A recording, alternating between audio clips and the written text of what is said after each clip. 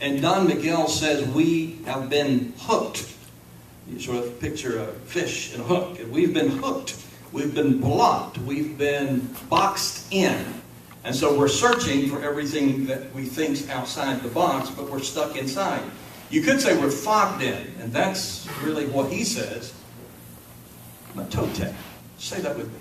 Matote. That's the word he uses. And the word means fog. It means a fog of confusion, a fog of being unable to see.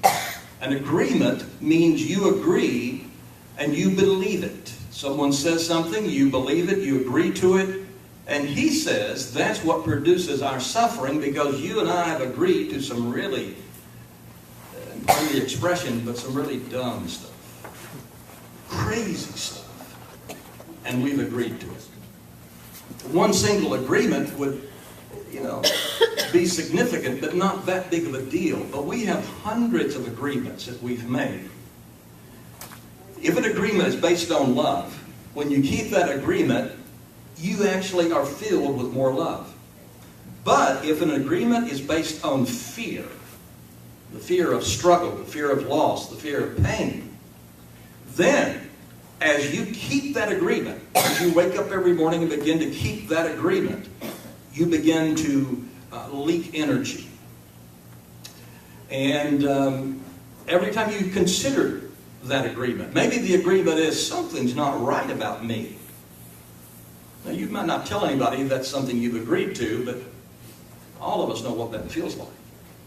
And so every time we think that, we lose a little energy. Every time we try to keep that agreement, something's not right about me. I think maybe something's wrong.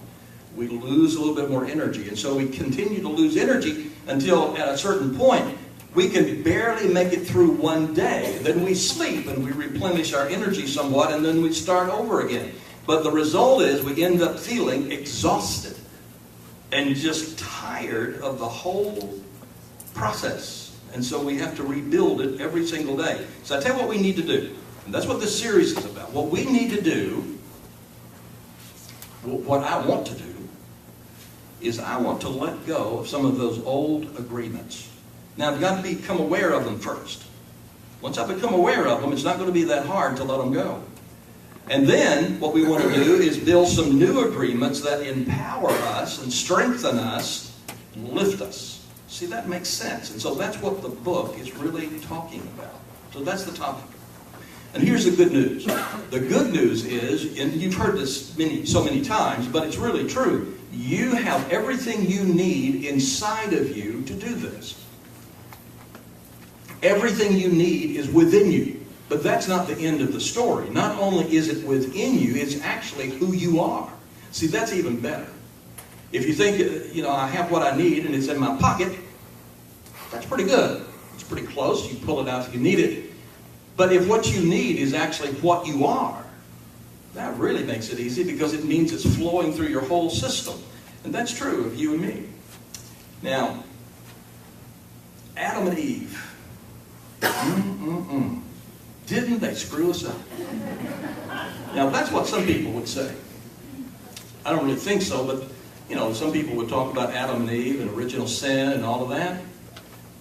But I want us, in the beginning of this series, to take another look at the Adam and Eve story, because I don't really think it literally happened, but I think it's based on some really solid truth.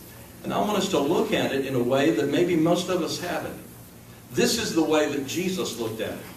This is some Kabbalic teaching looking at it. This is some Gnostic teachings looking at that ancient story you find in Genesis chapter 3, the first book in the Bible. And so it's a mythic story, and there's secrets in that story. And they apply to what we're trying to do here. And so I want us to look at that. Jesus, in his deeper teaching, talked about it, and Don Miguel, in his book, in all of his books, talks about this. And so the story begins, and as it begins, it says, basically, that all of our suffering, now take a moment and think about that. Any suffering you've had, not pain. Everybody can have physical pain, but suffering. You know what that is.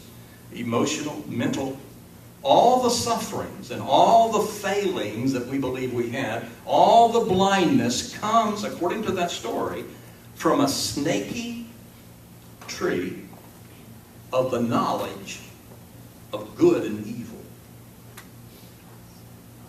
Now that is a very interesting story. You know, at that time, there was paradise, and so everybody was having a pretty good time.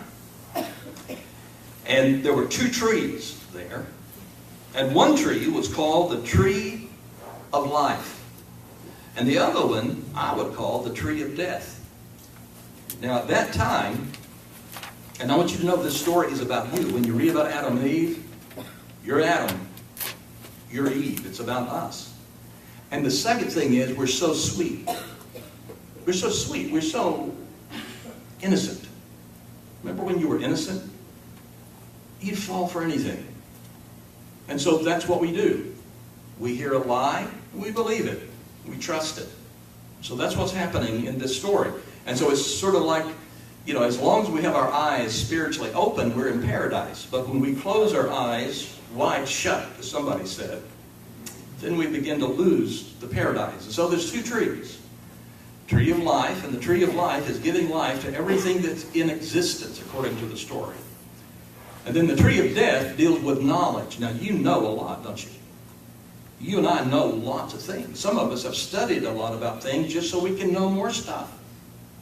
And so that's what this tree deals with, the tree of knowledge, and it deals with, notice, the knowledge of good and evil. That speaks of polarity. It speaks of two things. It speaks of opposites. Now, before the tree, we weren't thinking opposites about anything because we understood there's only one.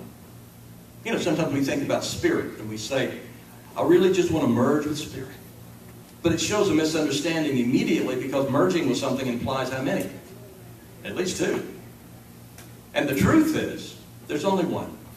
There's only one power. There's only one presence. We say that, but we may not really understand all the implications of it. And so here they are, and they're checking stuff out, and they come on the tree, and they begin to explore the tree. And you know, I don't really think it was a snake, of course, but the picture is a good picture. You know, saints and sages and shamans and religions all have different names for this snake. Don Miguel calls it the parasite. It's a pretty good name, really. And so the sneaky snake is hanging out in the tree, and you're hanging out there, and you're chatting just a bit. And so the snake begins to communicate, and it communicates lies. That's one thing Jesus said. And it was funny to me at one time because Jesus talked so much about this snake. What's up with this snake? Of course, it wasn't a real snake, but he was saying every word that comes out of the mouth is a lie. And so lies are taking place. And they're choosing to believe the lies. So Jesus talked a lot about it. And according to the story, there's a fruit there. So you've got a snake in a tree, and the tree has a fruit, and the fruit has been corrupted. So it's knowledge, but it's been corrupted. It's been turned just a bit. So it's been contaminated, and we are so innocent. We didn't know. And so the storyteller, this is the first storyteller. The storyteller weaves the story and says, God said you shouldn't do this. What's up with that? If you eat of this, you'll be just like God. Now, he lied. Because the truth was, they were already just like God. See, that's the lie. But they believed it. They were going to become something different. They were going to become dual. They were going to find what it meant to be separated. They were going to have the knowledge of good and evil. Black, white. You can go on with your words, but you get the idea. They're opposites. And the first thing that happened after that was they said, oops, you can see my stuff. I'm naked. And then the wife says, you need to get you a little tiny fig leaf.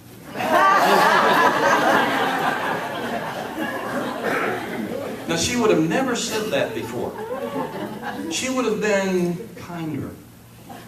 But after this, one of the first things that happens is judgment. Because when there's polarity, you compare. Judgment. I compare me to you. Judgment. The second thing that happens is separation. Again, judgment. I'm better or I'm worse than you. And so you can almost hear a voice saying, welcome to hell. Right here and now. And the voice sounds like a snake. You know how snakes sound. And so he talked and talked and talked and talked. And they listened and listened and listened and listened and listened. And then she said, well, this sounds pretty good. And then he said, yeah. And then the story says, of course, she said, here, I've tasted this, you eat it. And he said, okay. And then afterwards he was hiding. They were hiding, and God comes walking along. You know, we know it's not a real story. It's a myth. It's a mythic story because God comes walking along and says, hey, where are you? And Adam says, shh, we're not going to tell you. And he said, are you hiding? Yeah, we're hiding because we're naked. We don't want you to see our stuff. Isn't that true? Honestly. We don't want people to see our stuff. Because we know our stuff is bad. We know it doesn't measure up. We know it's not good enough. At least that's what we know if we've had some fruit. And so what happened was, they believed it. I don't really picture them saying, you know, here's an apple, or somebody heard a scholar one time say it was an apricot. I don't really think it was anything, but I think it was this. I think that eating means I'm going to take the lie inside of me.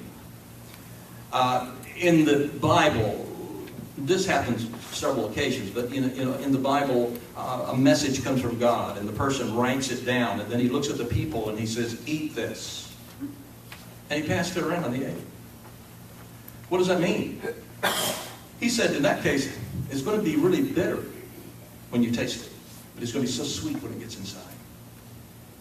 So it's a sad message, but then it's going to produce something good. Jesus followed the same tradition, and he said to the people, I want you to imagine this bread is my body, and this wine is my blood, and now I want you to eat it. And they didn't go, what? Are you some kind of cult leader? I mean, what are we doing eating bodies and drinking blood? But that's not what he was talking about. He was saying, I want you to allow me to become part of you. That's exactly what happened here. A lie was told, and they consumed it. They believed it. They were people of tremendous faith, but their faith was in a lie. And for most of us, our faith is in a lie. If you think ever, something's not right about me, that's a lie. You're perfect. But many of us believe that lie. And because of that, we judge ourselves and others. We feel separated. We lack wisdom. And we feel exhausted. And we go through all this suffering. There's all kinds of lies. And you and I have believed hundreds of them. I want us to surface what those lies are and challenge those lies and let those lies go.